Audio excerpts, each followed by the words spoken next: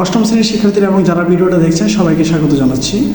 আজকের এই ভিডিওতে আমি অষ্টম শ্রেণীর গণিত বইয়ের 58 পৃষ্ঠার একক কাজের সমাধান করব 1-2।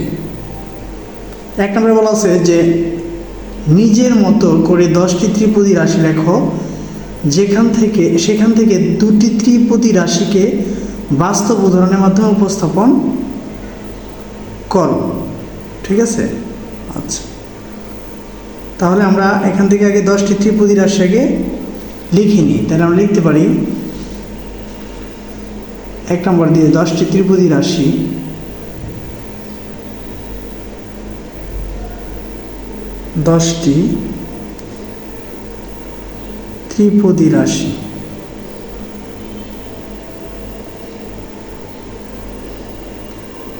ঠিক আছে।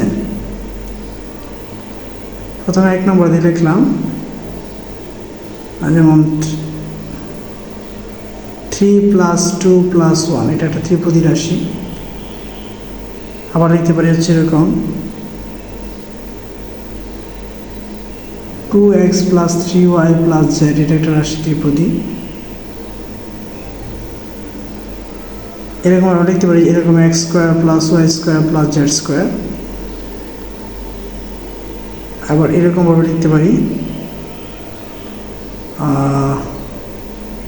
2x⁴ + 3xy + y⁴।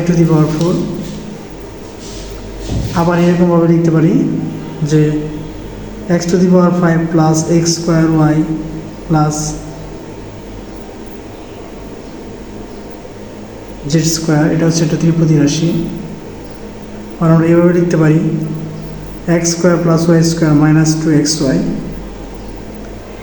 আবার এভাবে লিখতে পারি যে x² - y² + 2xy। আবার এভাবে লিখতে পারি x² + y² - 9। আবার লিখতে পারি এরকমভাবে যে x + 2y + 3। আবার এইভাবে লিখতে পারি x² - 4xy + y²। ঠিক আছে, আমি 10টি ত্রিপদী রাশি লিখলাম। এবার আমাকে বলছে যে সেখান থেকে দুটি ত্রিপদী রাশির বাস্তব উদাহরণের মাধ্যমে উপস্থাপন করো। ঠিক আছে, দুটি উদাহরণের মাধ্যমে, দুটি উদাহরণ তো যদি দিই তাহলে প্রথমে আমরা আমাদের হাতে আছে একটি প্যাড। এই প্যাডের দৈর্ঘ্য, প্রস্থ এবং তার যে উচ্চতা আছে, উচ্চতাগুলো আমরা ইঞ্চিতে প্রকাশ করে দিই। যেমন আমরা যদি দেখি এই প্যাডের দৈর্ঘ্য হচ্ছে 6.5, প্রস্থ হচ্ছে 6.5 এবং দৈর্ঘ্য হচ্ছে,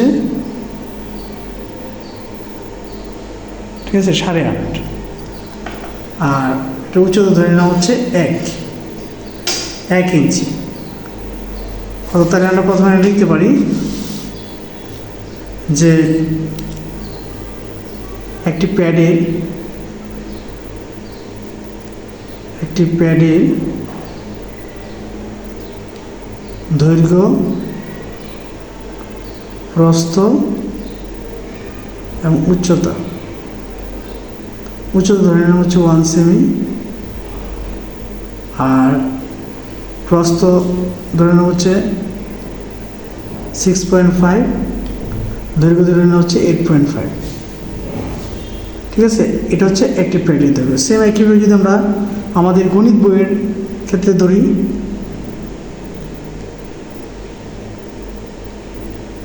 গণিত বইয়ের দৈর্ঘ্য, প্রস্থ এবং উচ্চতা যদি তিনটাই দেখি, আমরা প্রথমে এখানে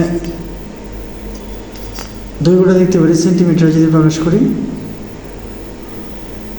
ঠিক আছে, এটা দেওয়া হচ্ছে 18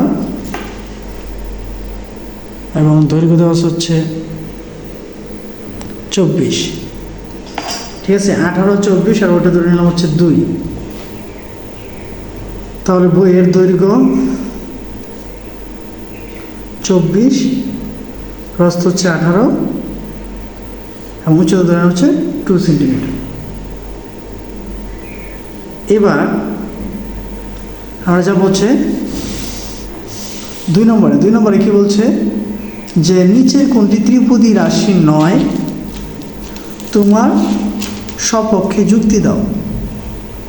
নিচের কোনটি ত্রিপদী রাশি নয়? দেখো এখানে হচ্ছে xy প্লাস 3y, এখানে xy হচ্ছে একটা পদ, 3y হচ্ছে একটা পদ, তার মানে এখানে দুটি পদ বিদ্যমান, যেটার মধ্যে দুটি পদ বিদ্যমান থাকবে এটা হচ্ছে কি দ্বিপদী। এখানে আছে xy, ঠিক আছে, এটা হচ্ছে একপদী। এখানে আছে x y -1, ঠিক আছে, তার এটা হচ্ছে ত্রিপদী, কারণ এটার মধ্যে 3টা পদ আছে, যেটার মধ্যে 3টা করে পদ থাকবে এটা হচ্ছে ত্রিপদী। এটার মধ্যে 3টা করে পদ আছে, এটাও ত্রিপদী। এটা হচ্ছে একটা পদ আছে একপদী, অর্থাৎ যেটার মধ্যে 2টা করে পদ থাকবে এটা হচ্ছে দ্বিপদী, যেটার মধ্যে একটা করে পদ থাকবে এটা হচ্ছে একপদী, যেটার মধ্যে 3টা করে পদ থাকবে এটা হচ্ছে ত্রিপদী। তাহলে আমরা এইভাবে লিখতে পারি, যেমন যদি ব্যাখ্যা করে লিখতে হয় তাহলে আমরা লিখতে পারি এখানে xy প্লাস 3y, এখানে পদ হচ্ছে 2টি। আর 2 নম্বর দিয়ে লিখতে পারি হচ্ছে xy, এখানে পদ আছে হচ্ছে একটি। আর 3 নম্বর লিখতে পারি হচ্ছে x প্লাস y মাইনাস 1, এখানে পদ আছে হচ্ছে 1 2 3, 3টি। 4 নম্বর হচ্ছে x square minus 2x plus 1, x square minus 2x plus 1, এখানে পদ আছে কয়টি? 3টি। আর 5 নম্বর হচ্ছে xy স্কোয়ার z, ঠিক আছে, এখানে পদ আছে হচ্ছে একটি।